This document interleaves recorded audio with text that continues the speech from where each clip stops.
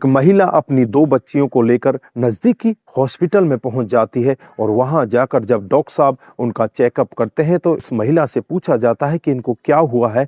तो महिला यही कहती है कि इन दोनों को सांप ने काट लिया है। थोड़ी देर बाद ही उन दोनों बच्चियों की मौत हो जाती है। मामला पुलिस तक पहुंच जाता है, पुलिस वाले भी वहां पर पहुंच जाते हैं। पुलिस वाले भी जब उस महिला से पूछताछ करते हैं कि आखिरकार तुम्हारी बेटियों को क्या हुआ है, तो वो यही जवाब देती है कि मेरी बेटियों को सांप ने काटा है। लेकिन उसके बाद जब पोस्टमार्टम की रिपोर्ट आती है तो एक ऐसा चौंकाने वाला खुलासा होता है जिसको सुनकर हर कोई व्यक्ति दंग हो जाता है। उन दोनों बच्चियों के साथ सामूहिक बलात्कार होता है और बलात्कार के बाद उन्हें कीटनाशक दवाइयां भी खिलाई जाती हैं जिसकी वजह से उनकी मौत होती है। उसके बाद उस महिला के पास एक लेडी कांस्टेबल पहुंचती है और उसके दुख को बांटने की कोशिश करती है। उससे कहती है कि आखिरकार तुम्हारे साथ में हुआ क्या है, तुम सच्चाई से क्यों डर रही हो, तुम अपनी बेटियों के कातिल को क्यों नहीं पकड़वाना चाहती। जब काफ़ी मशक्क़त उसके साथ की जाती है तो 48 घंटे के बाद वो महिला टूटती है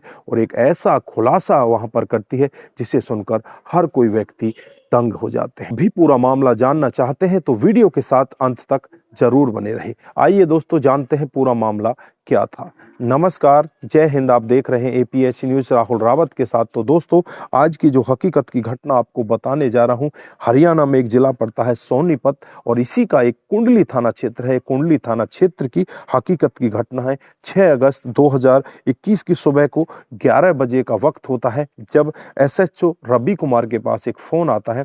फ़ोन पर हॉस्पिटल में से यही कहा जाता है कि साहब आपको हॉस्पिटल में आने की ज़रूरत है, यहाँ पर आपके लायक एक बहुत बड़ा केस है। उसके बाद रवि कुमार बिना कुछ देरी किए हुए अपनी टीम को लेकर वहां पर पहुंचते हैं तो वहां जाकर देखते हैं 2 लड़कियों की डेड बॉडी पड़ी हुई है। उसकी मां से जब पूछताछ की जाती है तो मां यही कहती है कि मेरी बच्चियों को सांप ने काट लिया है। उसके बाद रवि कुमार उन डेड बॉडियों को पोस्टमार्टम के लिए भिजवा देते हैं और सब इंस्पेक्टर ऊषा मलिक को इस केस को सौंप देते हैं। ऊषा मलिक उस महिला से बार बार बातचीत करने की कोशिश करती है। वो महिला यही कहती है कि मेरी बेटियों को सांप ने काटा है और उनके साथ में कुछ नहीं हुआ। लेकिन जब पोस्टमार्टम की रिपोर्ट आती है तो उससे साफ खुलासा होता है कि उसकी बेटियों के साथ दुष्कर्म हुआ है और दुष्कर्म भी एक नहीं कई लोगों ने बारी बारी उनके साथ किया है। कीटनाशक दवाई खाने की वजह से उनकी मौत हुई है। उसके बाद लगातार 48 घंटे तक जो ऊषा मलिक होती है उस महिला के साथ रहती है, उसे खाना खिलाती है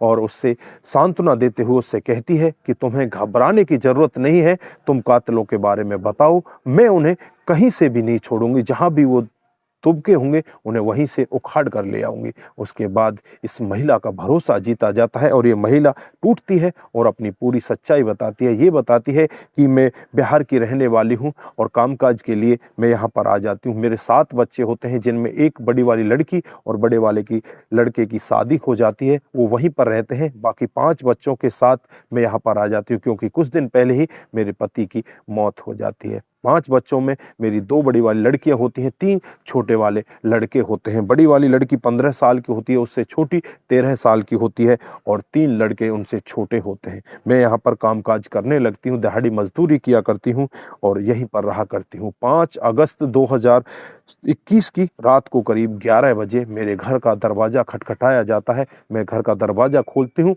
तो अचानक से 4 लोग मेरे घर के अंदर प्रवेश करते हैं। चारों के हाथ में चाकू होता है। मेरे ऊपर एक व्यक्ति चाकू से पहले ही वार करने की कोशिश करता है लेकिन वो वार नहीं करता। वो मुझे डराने के लिए कहता है और कहता है कि अगर तूने चीखने और चिल्लाने की कोशिश की तो तुझे जान से मार दिया जाएगा। उसके बाद वो आगे की तरफ बढ़ते हैं। मेरी बेटी उन्हें देखकर चीखने लगती है और चीखने के साथ साथ वहीं पर कीटनाशक दवाई पड़ी होती है। उस कीटनाशक दवाई को उस लड़की को पिलाया जाता है और उसके ऊपर भी कहा जाता है कि अगर तूने चीखने की कोशिश की तो तुझे जान से मार दिया जाएगा, तुम्हारे भाइयों को, तुम्हारी माँ को मार दिया जाएगा। दूसरी लड़की भी वहां पर आती है, उसको भी यही कहा जाता है। एक तरफ माँ और 3 बच्चों को एक साथ एक कोने में बिठाकर रखा जाता है, दूसरी तरफ ये चारों के चारों दरिंदे उन 2 लड़कियों के साथ लगातार चाकू की नोक पर रेप करते रहते हैं। लगातार उनके साथ में दरिंदगी की जाती है, उनके साथ में रेप किया जाता है।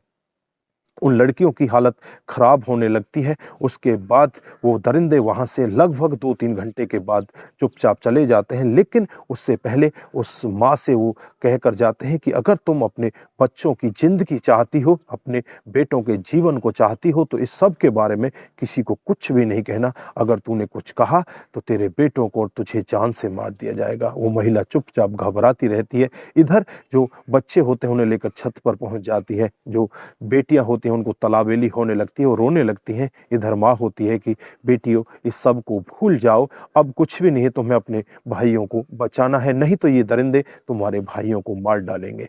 इधर वो माँ अपनी बेटियों से इस तरह का वाक्य कहती है। बेटी भी कहती है कि माँ, हमारे पेट में बहुत ज़्यादा जलन हो रही है, हमें अंदर से ऐसा लग रहा है कि जैसे हम जल रहे हैं। लेकिन यहाँ पर जो माँ होती है कहती है कि बेटियों चुपचाप सो जाओ। लेकिन जैसे ही सुबह के 4 बजते हैं, सुबह के 4 वो बच्ची बहुत ही तेजी के साथ चीखने लगती हैं, चिल्लाने लगती हैं। अड़ोसी पड़ोसी वहां पर इकट्ठा हो जाते हैं। उसी बिल्डिंग में लगभग 25 मजदूर काम किया करते हैं। उनमें से बहुत सारे मजदूर वहां पर पहुंच जाते हैं। और उसके बाद इस माँ से कहा जाता है कि इन्हें जल्दी से जल्दी हॉस्पिटल में ले जाया जाए। माँ से जब पूछा जाता है कि इनको हुआ क्या है, तो माँ यही कहती है कि मेरी बच्चियों को सांप ने काटा है। उसके बाद राजा हरिश्चंद्र हॉस्पिटल में उन्हें भर्ती करा दिया जाता है। जो लोग दरिंदे होते हैं 4 के 4, वो भी इन 25 मजदूरों में से होते हैं। और वो 4 के 4 भी यहाँ पर इस महिला को हॉस्पिटल में भी बार बार यही धमकी दे रहे होते हैं, अगर तूने हमारा नाम लिया तो तेरे बेटों को जान से मार दिया जाएगा। महिला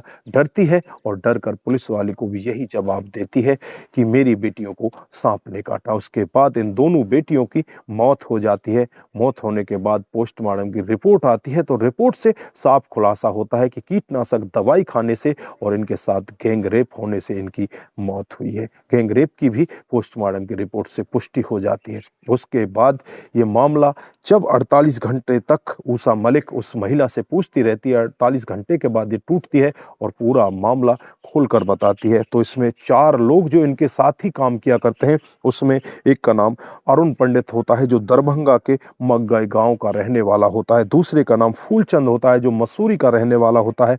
तीसरे का नाम दुखन पंडित होता है जो झांकली गांव का रहने वाला होता है। और चौथे का नाम राज सुहाग होता है जो बाड़ा के समस्तीपुर जिले का रहने वाला होता है। इन चारों लोगों को पुलिस गिरफ्तार कर लेती है। गिरफ्तार करके इनके खिलाफ तमाम धाराएं लगा दी जाती हैं। और जब आसपास के लोगों से भी पूछताछ की जाती है तो अरुण पंडित के बारे में पता चलता है कि अरुण पंडित शादीशुदा है और इसकी भी लगभग 15 साल की एक बेटी है।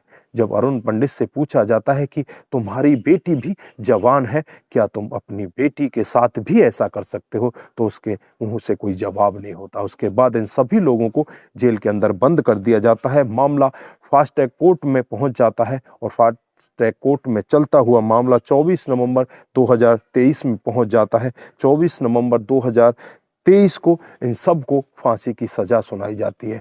फांसी की सजा जब इन लोगों को सुनाई जा रही थी तो जज साहब ने भी यही कहा था, ये तो बहुत बड़े दरिंदे हैं, इनको तो तब तक फांसी के फंदे पर लटका कर रखना चाहिए तब तक कि इनके प्राण ना निकल जाएं। दोस्तों, उसके बाद इन्हें फांसी की सजा सुना दी जाती है। आसपास के लोगों के पास पहुंचता है तो ज़्यादातर लोग इस मामले को सुनकर खुश भी होते हैं कि उन लोगों को फांसी की सज़ा सुनाई गई। लेकिन यहाँ पर सोचने वाली बात कि एक दूसरे का सहायक जो लोग बिहार से आकर यहाँ पर कमाने के लिए आते हैं, लेकिन उनके अंदर इतना बड़ा दरिंदापन कैसे पैदा हो जाता है। तो दोस्तों, इस घटनाक्रम पर आप क्या कहना चाहते हैं? आपकी जो भी राय है एक बार कमेंट बॉक्स में जरूर दीजिएगा। दोस्तों, इस घटनाक्रम को सुनाने का उद्देश्य सिर्फ आपको जागरूक करना है, आप लोगों को बताना है कि हमारे समाज में इस तरह की घटनाएं भी हो रही हैं। दोस्तों, आज के लिए बस इतना ही। फिर मिलते हैं किसी नए मोड़ के साथ। तब तक के लिए आप अपना ख्याल रखें, अपने परिवार का ख्याल रखें, सतर्क रहें, सावधान रहें और ऐसे क्राइम को अपने आसपास ना होने दें। नमस्कार, जय हिंद, जय भारत।